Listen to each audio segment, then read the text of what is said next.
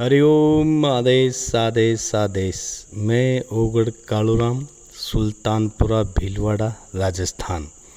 सर्वप्रथम मैं मेरी सभी माताओं, बहनों, भाइयों, गुरु भाइयों को तहे दिल से बारंबार प्रणाम करता हूँ।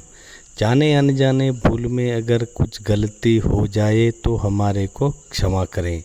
हमेशा माता पिता की सेवा करें, हमेशा माताओं बहनों की इज्जत करें, हमेशा गौ माता की सेवा करें, अपनी नीयत को हमेशा साफ रखें।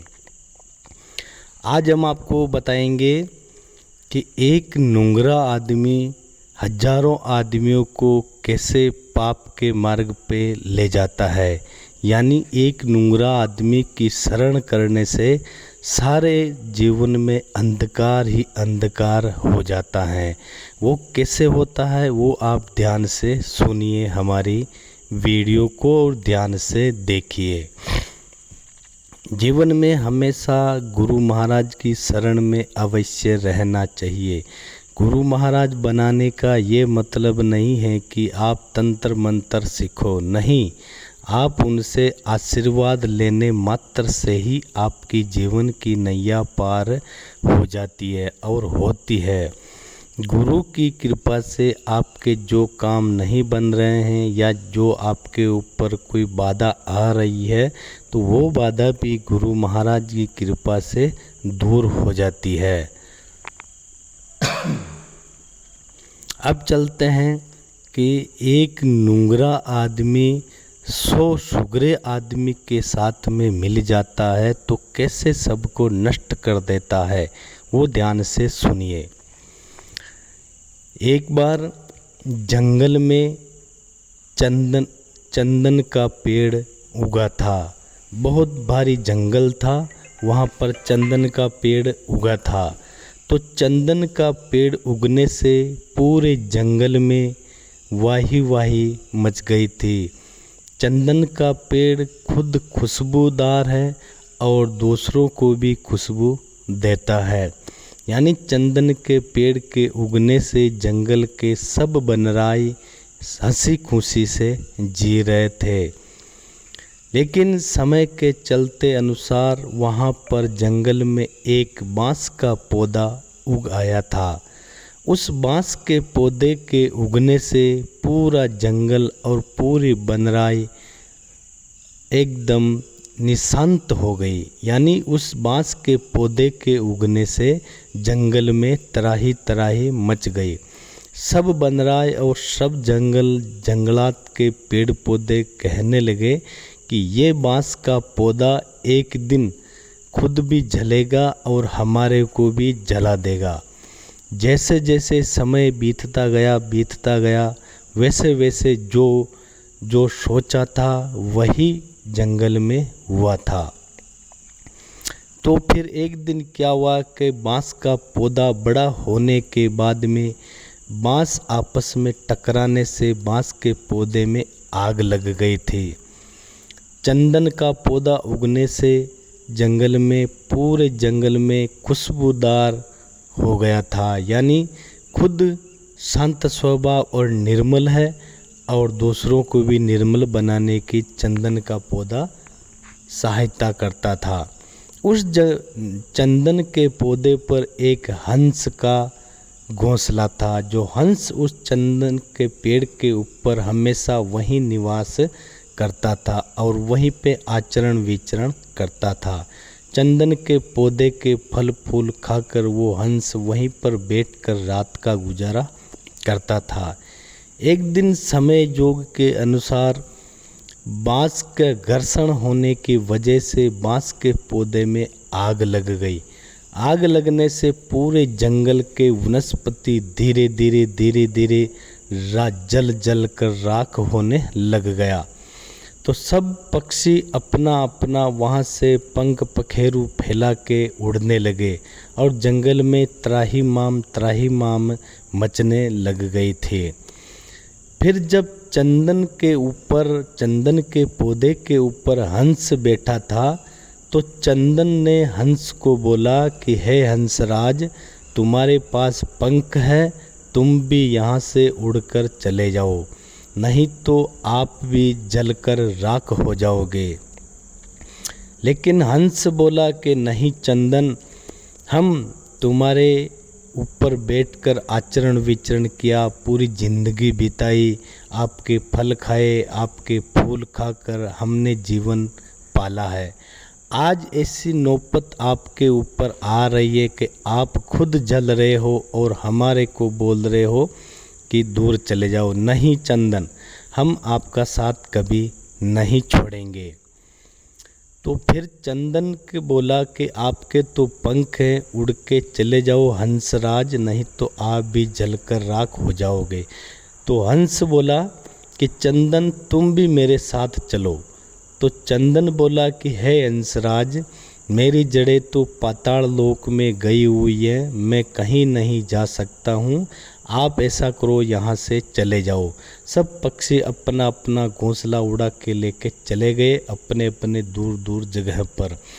जंगल में बहुत भीषण आग जागृत हो गए थे, सब वनस्पति जल जल कर राख होने लग गए थे। जब चंदन और हंस का अटूट प्रेम देखकर भगवान श्री ने सोचा कि ये चंदन और एक हंस में इतना प्रेम कहीं भी हमने नहीं देखा था। तो उस हंस ने चंदन को भी बोला, चंदन ने हंस को भी बोला, लेकिन दोनों ने साथ नहीं छोड़ा मरते दम तक।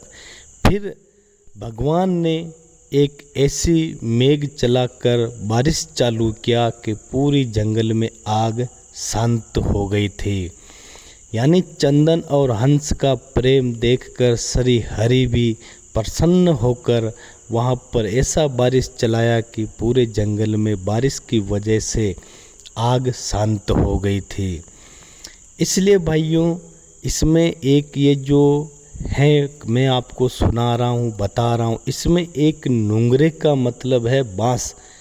मतलब एक संत, यानी हमेशा निर्मल संत की संगत करो, नुंगरे की संगत कभी ना करो।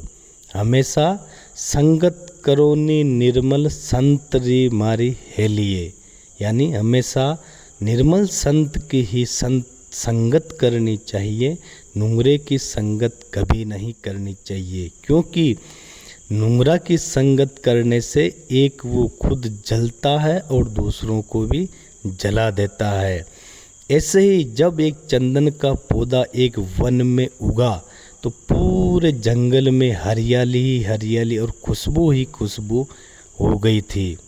वैसे ही एक बांस का पौधा एक जंगल में उगा तो सारी वनस्पति उसके डर के मारे त्राहिमाम मच गई थी। क्योंकि बांस में हमेशा घर्षण होने से आग लग जाती है। तो चंदन और हंस का प्रेम देखकर श्री हरि ने बारिश चलाया और वो प्रेम आज तक अटल है। तो जीवन में हमेशा ऐसे आदमी की संगत करो कि वह खुद भी छाया में रहे और दूसरों को भी छाया दे। ऐसे संत की आप संगत करो। नुंगरे की संगत कभी भी मत करो, नहीं तो एक दिन आपको वो खुद भी जल जाएगा और दूसरों को भी जला देगा। ऐसे ही गुरु शिष्य परंपरा जो होती है, जो गुरु चेला जो गुरु महाराज की शरण में जाता है तो पहले ही उस चेले को अवश्य सोच विचार कर लेना चाहिए कि ये आदमी हमारे लायक हैं या नहीं है, या हमारे गुरु बनने के योग्य हैं या नहीं हैं। जीवन में अगर कभी भी आप कहीं से भी अगर गुरु महाराज बनाते हो तो हमेशा सोच समझ कर ही गुरु महाराज बनाएं। गुरु महाराज बनाने के बाद में आप कभी भी अपने गुरु महाराज की निंदा चुगली ऐसा कभी नहीं करना चाहिए। या आप कहीं से भी अगर गुरु महाराज बना लिया है, आपके समझ में नहीं आ रहा है तो वहाँ पर आना जाना बंद कर सकते हो, वहाँ से रिश्ता तोड़ सकते हो। लेकिन कभी भी गुरु महाराज की निंदा मत करना भाइयों। नहीं तो दूसरे लोगों के श्राप से तो आप बच सकते हो, लेकिन गुरु महाराज का श्राप से आप कभी भी नहीं बच सकते हो। एक गलत शब्द का प्रयोग गुरु महाराज के श्राप का आपका कारण बन सकता है। तो हमेशा अपने जीवन में गुरु महाराज का आशीर्वाद अवश्य रखें और हमेशा अपने माथे पर, सर पर गुरु महाराज की शरण अवश्य रखें। कभी भी आप एक बांस की तरह नुंगरे मत बने, हमेशा सूंघरे रहो और गुरु महाराज की शरण में अवश्य जाएं। आपको अपने मन में सोच विचार कर सोच लेना चाहिए कि हाँ, अब हमारे को गुरु महाराज बनाना है। तब आप गुरु महाराज की शरण में जाकर वहाँ पर गुरु महाराज को आदेश कर सकते हो कि भी हाँ, हमारे को आशीर्वाद लेना है। अगर वो गुरु महाराज सही पंथी का होगा तो आपको आशीर्वाद देगा और धीरे धीरे आपका मार्गदर्शन करता रहेगा। गुरु शिष्य परंपरा एक ऐसी परंपरा है कि इसमें धीरे धीरे मार्गदर्शन होता है। एकदम अगर आप गुरु महाराज बनाने के बाद में आप चाहते हो कि मैं जल्दी से जल्दी तांत्रिक बन जाऊं या जल्दी से जल्दी अघोरी बन जाऊं, यह असंभव है। अगर गुरु महाराज की शरण में जाते हो तो आपका मार्गदर्शन जैसे गुरु महाराज बोलता है वैसे ही आपका मार्गदर्शन होगा, अन्यथा आपका मार्गदर्शन नहीं होगा। क्योंकि सच्चा गुरु हमेशा शिष्य को सत्य मार्ग बताता है और धीरे धीरे ही मार्ग पर चलने की अनुमति देता है। वो कभी भी जल्दबाजी में आपको कोई भी साधनाएं, सिद्धि, मंत्र, तंत्र जपने का आज्ञा, आदेश नहीं देते हैं। तो जो अगर गुरु महाराज की शरण में जाते हो तो गुरु महाराज के कहे अनुसार ही आपको काम करना है, तो आपके जीवन की नैया अवश्य पार होगी।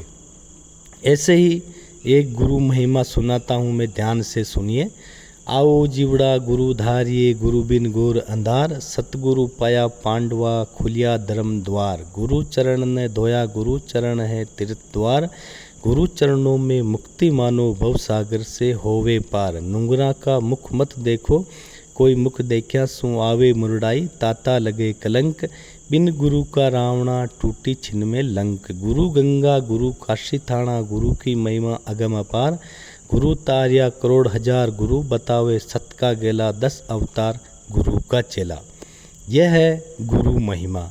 तो हमेशा अपने अपने अगर गुरु महाराज की शरण में जाते हो तो 100 बार सोच विचार कर ही जाएं और ना ही अपने गुरु महाराज के प्रति कभी भी निंदा चुगली करें, तो ही जाके आपकी जीवन की नैया पार होगी। तो हरिओम, आदेश आदेश। सभी भगत खुश रहो हमेशा हमेशा।